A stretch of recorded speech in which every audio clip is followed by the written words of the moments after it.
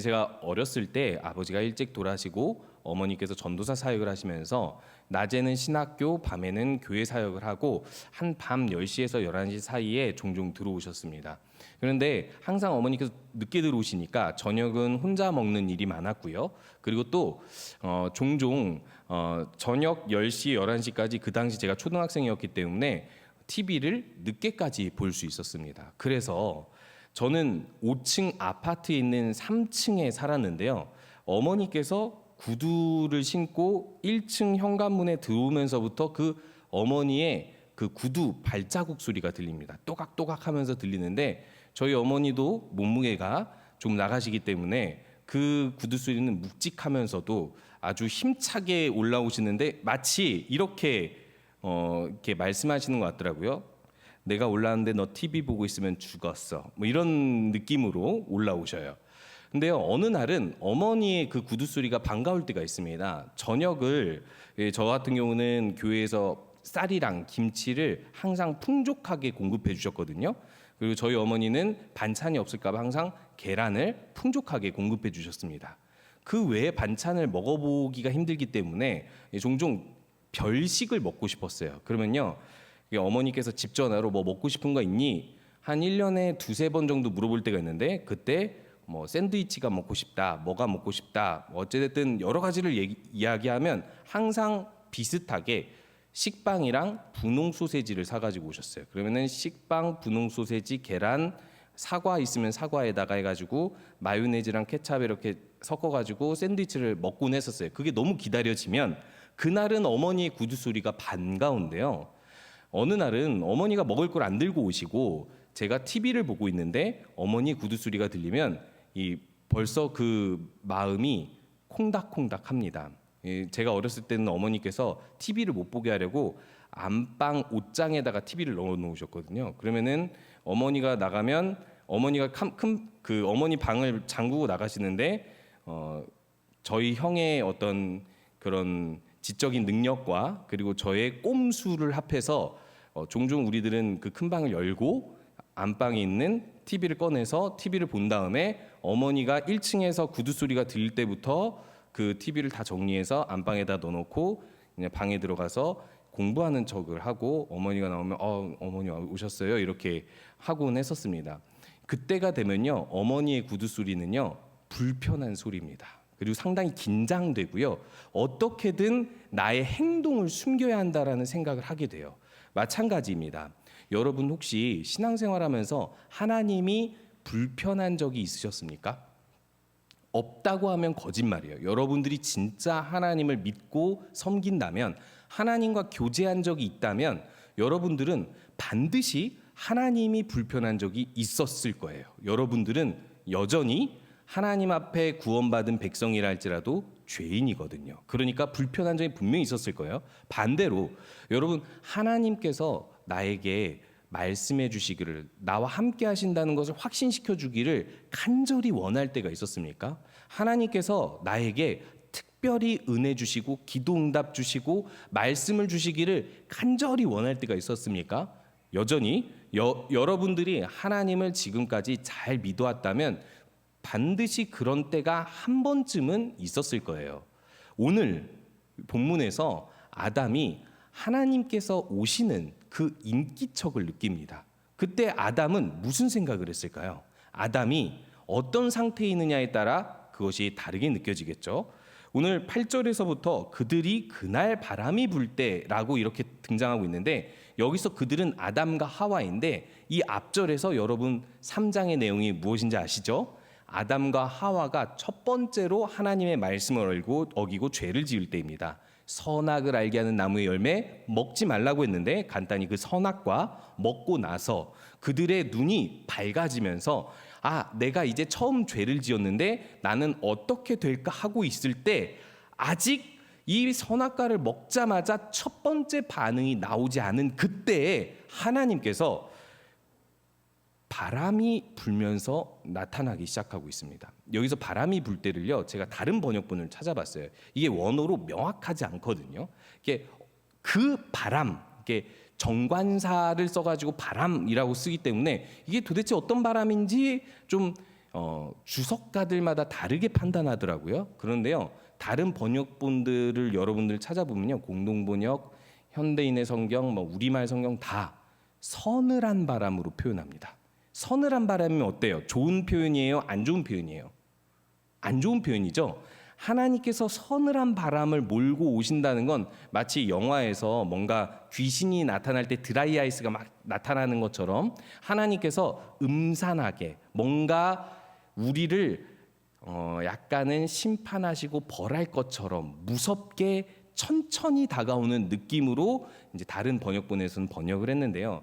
사실 이 문맥에 따라서 그리고 또 이 바람의 원어적 표현으로 이야기하면 이 바람은요, 바람은 바람인데 사실상 하나님의 영이 함께하는 바람으로서 작은 인간의 숨소리처럼 아주 작고 선선하게 부르는 산들 바람 정도? 이게 이 나무가 산들산들 흔들린다고 해서 아주 작고 부드럽게 불어오는 바람 정도로 생각할 수 있습니다. 즉, 이 바람이 이전의 바람과 다를 바 없이 아담이 에덴에서 하나님을 만날 때, 하나님의 영을 만날 때 여전히 그때와 별 다름 없이 선선하게 불어오는 바람 속에서 하나님을 느꼈다라고 이야기합니다.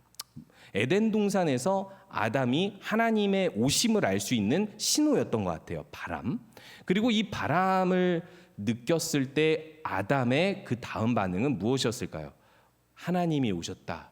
반갑다. 이것이 아니죠. 앞에서 죄를 지었기 때문에 이렇게 반응을 합니다. 동산에 거니시는 여호와 하나님의 소리를 듣고 즉각적으로 그가 하는 행동은요, 동산 나무 사이에 숨었다라고 이야기하고 있습니다. 여러분, 에덴 동산에서 하나님이 오시는데 아담이 숨을 수 있습니까? 없습니까? 당연히 없죠.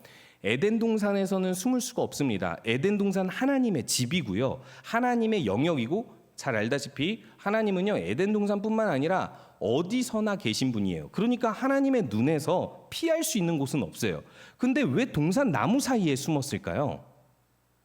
동산 나무가 이제 지칭하는 건요, 에덴에서 하나님께서 주신 선물이 동산의 여러 나무들입니다. 그 나무들의 열매를 마음껏 먹을 수 있게 하셨고, 그 풍성한 나무의 아름다움 속에서 아담은 행복하게 살아왔어요. 그런데 이 동산 나무는요, 어떤 역할을 해주냐면 크고 무성하기 때문에 나의 몸을 가려주기도 하고, 특별히 무엇을 가려주겠어요? 지금 하나님이 뭐와 함께 나타나셨어요? 바람.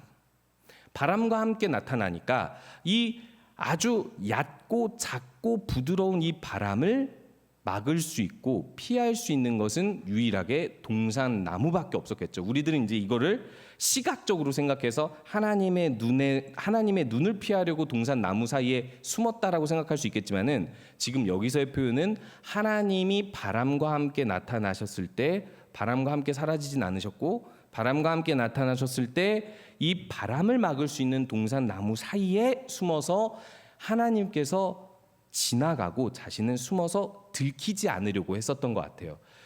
우리가 잘 아는 것처럼 아담도 이 에덴은 하나님의 집이기 때문에 하나님의 눈길을 피할 수 없다고 생각했을지도 모릅니다. 그런데요, 아담은 왜 숨었을까요? 숨을 수 없음에도 불구하고 왜 아담은 숨었을까요? 딱 하나입니다. 자신이 어떤 방법을 써서라도 하나님을 피하고 싶었기 때문에 그런 거예요. 제가 아까 이야기했던 것처럼 내 마음속에 나와 관계를 맺는 어떤 사람이 불편해지면, 그만큼 내가 잘못한 것이 있으면 우리들은요, 숨고 싶어져요. 오늘 이 본문은요, 숨고 싶은 우리의 본능을 깨우는 질문입니다. 네가 어디에 있느냐? 하나님께서는요, 우리가 계속해서 하나님으로부터 숨고 싶어 한다는 것을 아시고, 이렇게 동산 나무 사이, 우리를 숨길 수 없는 그 나무 사이에 숨은 우리들에게 찾아오셔서 말씀하시는 것입니다. 그래서 시편 139편 7절에서 10절에서는요, 이렇게 표현하고 있습니다. 하나님을 피해서 내가 어디론가 도망가려고 생각을 해봤는데 절대 도망갈 수가 없더라라는 표현을 이렇게 표현해요. 내가 주의 영을 떠나 어디로 가며 주의 앞에서 어디로 피하리까? 내가 하늘에 올라갈지라도 거기 계시며 스올에 내 자리를 펼지라도 거기 계시니이다. 내가 새벽 날개를 치며 바다 끝에 가서 거주할지라도 거기서도 주의 손이 나를 인도하시며 주의 오른손이 나를 붙드시리이다. 이게 긍정적인 표현으로 썼을까요? 부정적인 표현으로 썼을까요? 긍정적인 표현으로 쓴 겁니다. 지금 이 시의 고백, 우리가 시편 139편 찬양 잘 알죠? 하나님은 나를 너무나 잘 아는데 나의 내장도 잘 알고 내가 앉고 일어섬도 잘 알고 내가 모태에서부터 어떻게 지어져 태어났는지까지도 부모님보다도 더 잘한다라고 이야기하는데, 이 시인이 한번 상상을 해보는 거예요. 내가 혹시 하나님을 떠나고 싶어서 하나님을 피해 도망가 볼까 상상을 해봤는데, 저기 새벽에 몰래 내가 날개가 있다고 상상을 하고 저기 날아서 바다의 끝까지 날아가면, 지구 끝까지 날아가면 거기면 하나님을 피할 수 있을까 상상을 해봤는데 절대 피할 수 없어서 감사합니다라고 이야기를 하는 거예요. 새벽 날개뿐만이 아니라 내가 하늘로 올라가도, 그리고 밑으로 내 땅의 지하로 꺼진다 하더라도 하나님께서는 거기조차 계신다라는 것을 표현하면서 나는 하나님을 피할 수 없다, 그래서 행복하다라고 표현하고 있는 거예요. 아마도 이 시인은 하나님께서 나를 너무 잘 아시기 때문에 비록 내가 죄인일지라도 나를 용서하시고 나를 받아주시고 또 내가 어떤 위험에 처할지라도 보호해 주실 것이라는 확신 속에서 이런 시편으로 기도를 했던 것 같아요. 그런데요, 아담은 그렇게 하나님을 생각하지 않았습니다. 범죄하자마자 아담은요, 먼저 하나님으로부터 숨고 싶었어요. 너무나도 당연하죠. 죄를 지었으니까 하나님께서 나에게 찾아오면 반드시 내 죄의 책임을 묻고 나를 벌하실 것이라고 생각을 했고, 나는 어떻게 하나님 앞에서 변명을 할 수 있을지 알지 못한다고 생각했기 때문이겠죠. 여러분들은 어떠십니까? 여러분들은 하나님으로부터 숨은 적이 있으세요? 좀 더 직접적인 표현으로 이야기하자면, 여러분이 만약에 하나님으로부터 숨는다고 생각하고 숨으면요, 그때는 이미 여러분들의 마음속에서는 하나님을 인지하고 있고 하나님을 가까이 하고 있는 거예요. 여러분들이 하나님으로부터 숨을 때는 어떻게 숨냐면요, 내가 숨은지 모르고 숨어요. 내가 하나님으로부터 숨는다고 생각하지 않는다는 것입니다. 나를 속여요. 나는 이 부분, 나만의 영역이 있고 이 영역은 하나님께서 모르는 영역이야. 하나님께서는 모든 걸 보시고 모든 걸 아시지, 그런데 이것만큼은 하나님이 터치할 수 없는 영역이야. 이거는 놔두고 난 하나님 앞에 숨은 것이 없어, 숨긴 것이 없어 라고 자기 자신이 나도 몰래 속이고 있다면, 그 자기 기만의 영역, 하나님이 주인이 되지 못한 그 영역이 바로 여러분들이 아담처럼 하나님으로부터 동산나무 사이에 숨은 그 영역이라는 것을 기억하셔야 됩니다. 그렇다면 왜 아담은 숨었을까요? 아담이 숨은 이유를 하나님께서 이렇게 물어보시거든요. 네가 어디 있느냐라고 질문하니까 이 아담이 숨었으면 끝까지 숨어 있지 바로 대답합니다. 10절에서 이렇게 말하죠. 내가 동산에서 하나님의 소리를 듣고 내가 벗었음으로 두려워하였다라고 이야기합니다. 이 벌거벗음 잘 아시죠? 아담과 하와가 선악과를 먹고 나서 가장 먼저 깨닫게 된 게 우리가 벌거벗었다라는 것을 깨닫는 겁니다. 여기서 말하는 것이 단순히 알몸이라서 남녀로서 성적 수치심을 가졌다, 그 뜻이 아닙니다. 꼭 남녀가 아니어도요, 목욕탕 같이 가면 남자는 남자끼리 그리고 여자는 여자끼리 수치심을 가지게 되죠. 그런 의미로 이야기한 것이 아닙니다. 고대에서는요, 옷이 가지고 있는 특징이 있는데요, 옷은요 그 사람의 지위와 신분 그리고 인품을 말해주곤 했어요. 물론 지금 시대에도 그렇게 표현할 수 있어요.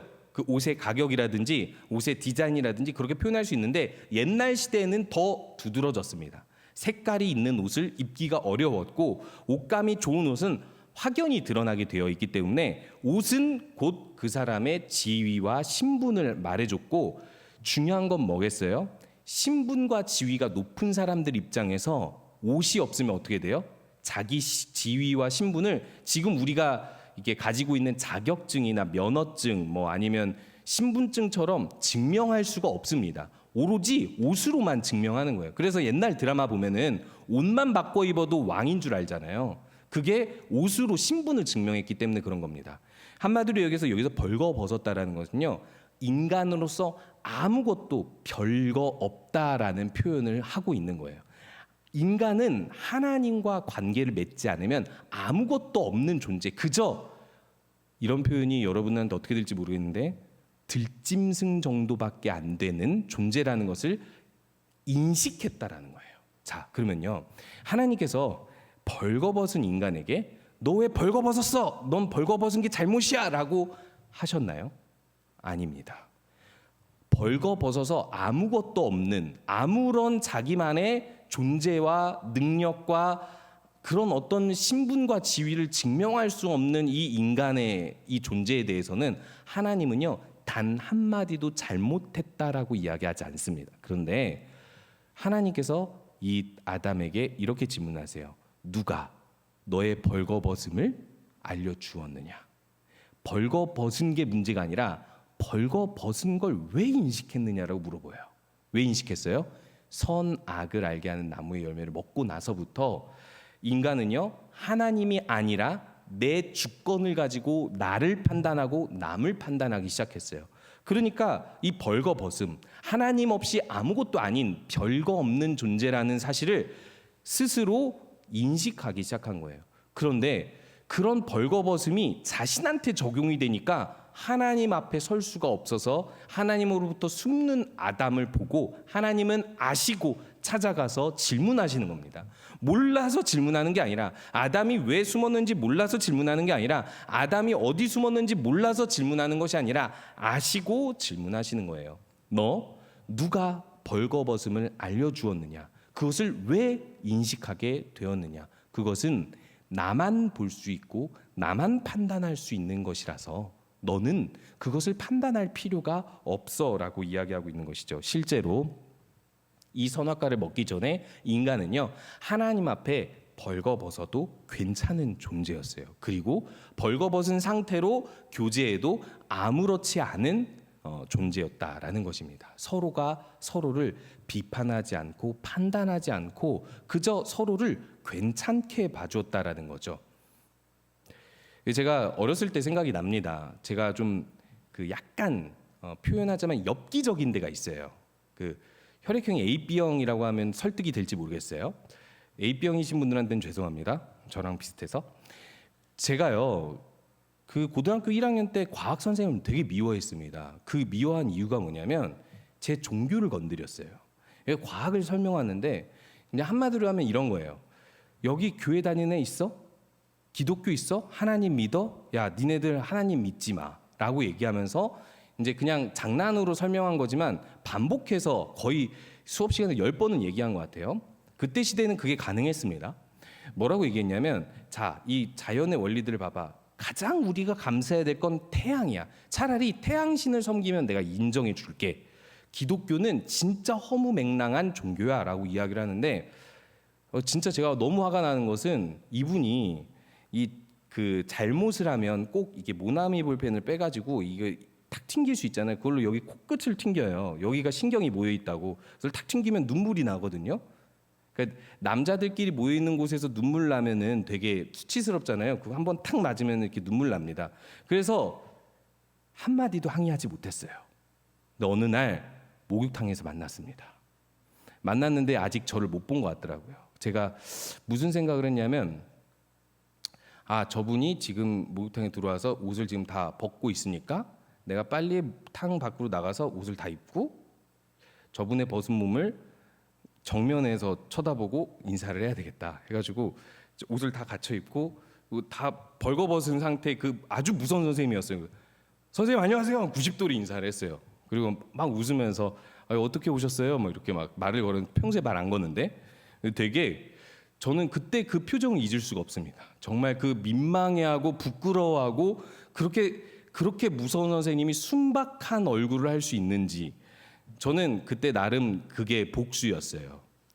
그런데요, 이와 같이 인간은요, 이 벌거벗음에서 느끼는 수치가 있고 아무것도 없으면 스스로가 느낍니다. 그런데요, 하나님께서는요, 이 상태에서도 우리를 사랑하시고 그리고 또 우리를 인도하시고 우리와 함께 하실 수 있다라는 것을 말씀하시면서 오늘 이렇게 질문하는 거예요. 네가 어디 있느냐? 다른 말로 표현하면 왜 숨었느냐라고 물어보시는 것입니다. 너무나도 당연합니다. 죄를 지었으니까 자신의 죄가 하나님 앞에 발각되고 벌거벗은 상태로 하나님 앞에 선다는 것은 너무나도 위험한 일인 것이죠. 그래서 이사야 선지자는요, 하나님께서 임재하신 것을 느꼈을 때 가장 먼저 뭘 깨달았냐면 선지자로서 입이 가장 부정하다라는 걸 깨닫고 난 입술이 부정해서 감히 하나님을 만날 수 없어 여기서 죽어야 될 것 같습니다 라고 얘기하니까 그래? 그러면은 안 죽게 해줄게 하면서 제단에 있는 숯불을 가지고 와서 그 입을 지지면서 자 이제 됐지 라고 하신 게 하나님이세요. 하나님께서는요 우리와 교제하기 위해서 또 우리를 쓰시기 위해서 우리와 함께 하시기 위해서 이렇게 찾아오시는데 문제는 뭐냐면 우리는 동산 나무 사이에 숨는다는 것입니다. 그때 하나님의 질문의 방식이 이거예요. 내가 어디 있느냐? 내가 너 어디 있어? 이게 아니에요. 너 어디 있어? 네가 있는 곳을 모르겠어. 그러니까 알려줘. 이 뜻도 아닙니다. 내가 너 있는 곳 다 알아. 그러니까 말할 필요 없어. 이 뜻도 아닙니다. 내가 어디 있느냐라는 것은요, 내가 다 알고 있지만 네가 있는 곳이 어딘지 스스로 돌아보고 알라 하고 말씀하시는 거예요. 왜 거기에 숨었으며 그리고 네가 어디로부터 누구로부터 어디에 숨었는지를 스스로 깨닫고 하나님 앞으로 나오라는 메시지입니다.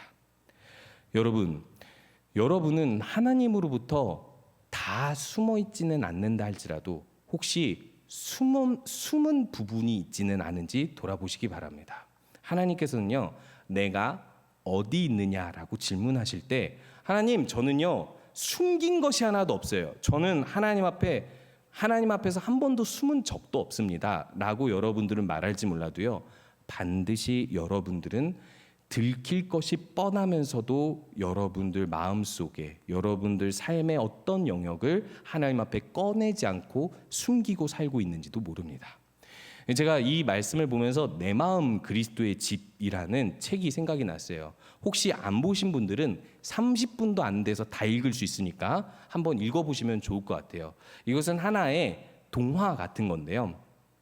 예수님께서 어느 날 나의 집에 찾아온 거예요. 그 집에 찾아와서 이제부터 그 집에 조금씩 발을 들이면서 내 집에 서재부터 시작해서 주방 그리고 안방, 화장실 다 이렇게 보여줘야 되는 입장을 설명해주고 있는 거예요.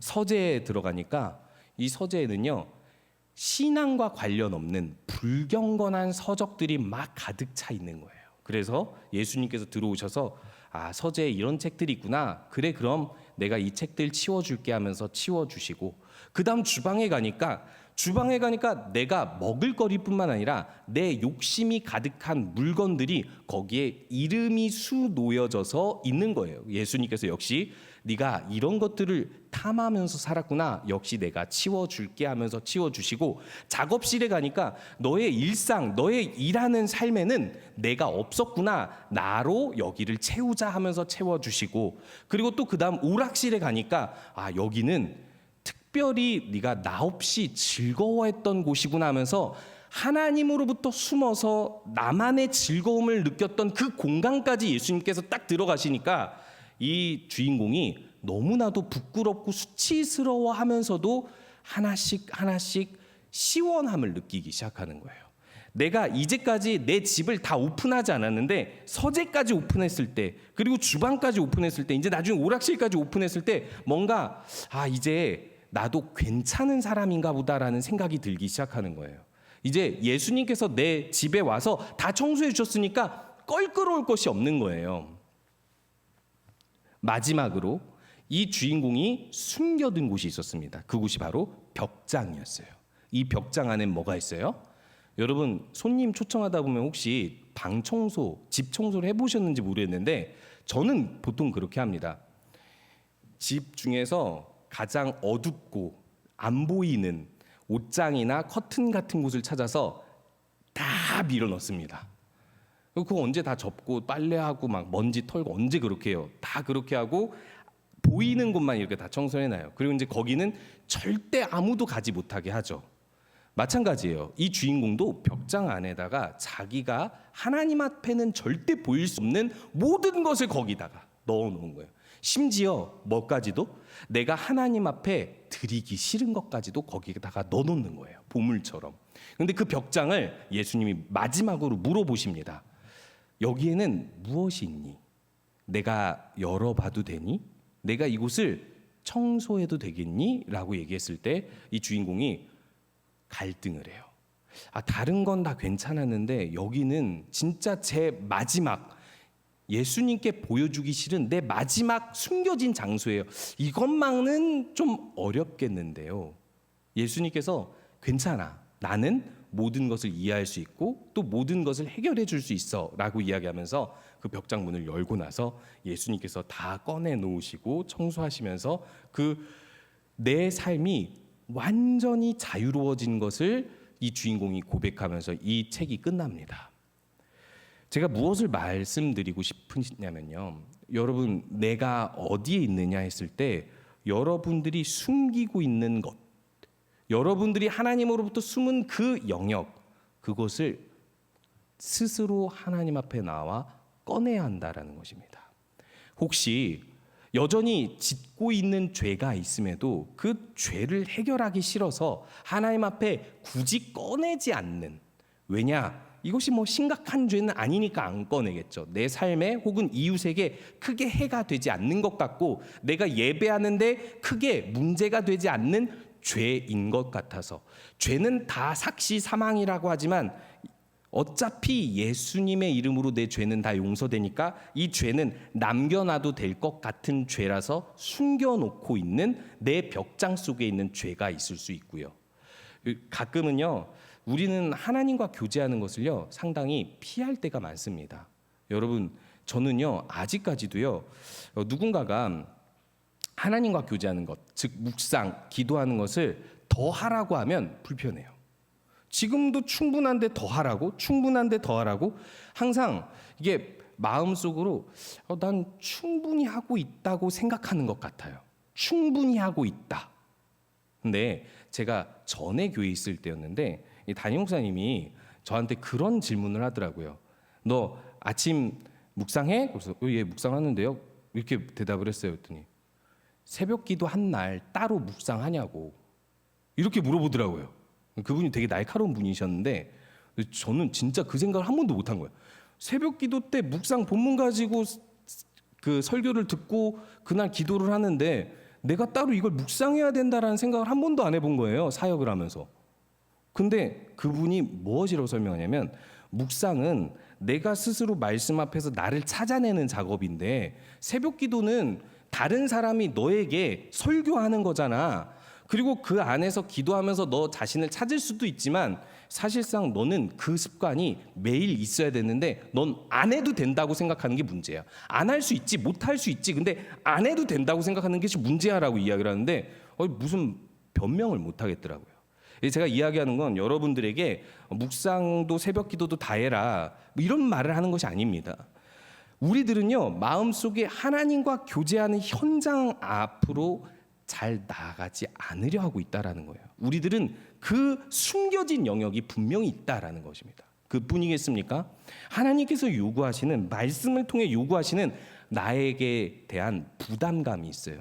하나님께서 나에게 이런 것을 요구하시는데 내가 조금 더 한 걸음 더 나아가 헌신할 수 있어야지. 내가 조금 더 한 걸음 더 나아가 내 물질을 좀 더 드리고 또 어떻게 헌신하는 방법을 찾아봐야지 하는데, 이 사실요 여러분, 목회자는요 다 보입니다. 뭐가 보인 줄 알아요?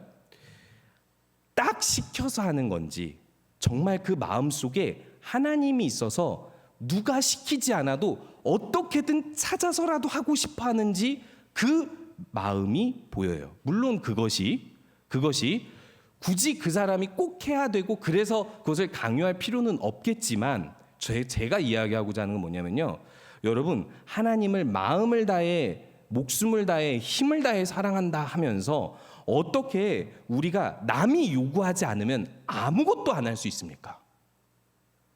내가 어떻게 해서든 하나님을 위해서 할 것을 찾아서 물어봐야 되는 것 아니겠습니까? 그것이 뭐가 됐든지요. 내가 이것을 드리고 싶은데요. 내가 이것을 하고 싶은데요. 내가 여기로 나아가고 싶은데요. 하나님 어떻게 하면 좋을까요? 고민하고 물어보고 나아가서 더 헌신하고 더 한 걸음 앞으로 나아갈 수 있는 것이 진정한 믿음이 아닐까요? 근데 여러분들은 혹시 숨어 있지 않으세요? 그때 하나님께서 우리에게 찾아오십니다. 내가 어디에 있느냐? 하나님, 제가 지금 이런 기간이라서요. 하나님, 저는요 사실 계획이 있어요. 하나님, 저는 사실 이런 개인적 사정이 있습니다. 네, 다 있습니다. 모든 사람이 다 있습니다. 그런데요, 그건 남이 규정해 내리는 것이 아닙니다. 하나님과 나, 단 둘이서 그것에 답을 낼 수 있어요. 내가 하나님으로부터 숨었는지 안 숨었는지, 숨기고 있는지 안 숨기고 있는지, 그것을 하나님께서는 오늘 찾아와 물으시는 거예요. 내가 어디 있느냐? 네가 있는 곳이 어디니? 그리고 또 너는 무엇을 하고자 하며 무엇을 하지 않고자 하느냐? 마지막으로 이 말씀만 드리고 예화만 드리고 마치려고 합니다. 어떻게 보면 제가 예화를 이렇게 드리면 이 예화에 한정되지는 않았으면 좋겠어요. 여러 가지 영역이 있지만 제가 중학교 1학년 때 처음 하나님을 만났다고 했을 때가 있어요. 그런데요, 저는 초등학교 6학년 때 하나님을 느끼기 시작하고, 모태신앙이었지만 6학년 때 느끼기 시작하고 어떻게든 하나님을 너무 만나고 싶었어요. 그런데 아무리 교회 예배 가고 막 뭘 성경을 막 진짜 하루에 3장도 읽어봤어요, 초등학교 6학년 때. 근데 그래도 하나님 못 만나게 돼요. 수련회 가면 하나님을 만난대요. 그래서 동계 수련을 갔습니다. 첫째 날 우리는 그때 막 3-4시간씩 기도를 3번씩 했었으니까, 아침 점심 저녁으로. 그래서 첫째 날 만날 줄 알았어요. 못 만났어요. 둘째 날 만날 줄 알았어요. 못 만났어요. 근데 기도가 꽤 이제 오래 하게 되는 거, 막 2시간도 하고 3시간도 하게 되고 처음으로 그런 경험을 하는데, 셋째 날 한 기도를 1시간쯤 했을까? 근데 갑자기 마음속에 되게 이렇게 하수구 막힌 것처럼 뭐가 꽉 막힌 듯이 있던 게 딱 떠오르는데 2명의 이름이 떠오르더라고요. 이 2명의 이름이 뭐냐면, 초등학교 때 같이 성가대 할 때 놀던 여자애들 2명이었는데, 우리 동기 2명이었는데, 얘네들이 저런 커튼 뒤에다가 고성욱 너 아비도 없는 네 이렇게 욕을 적어놓은 거예요.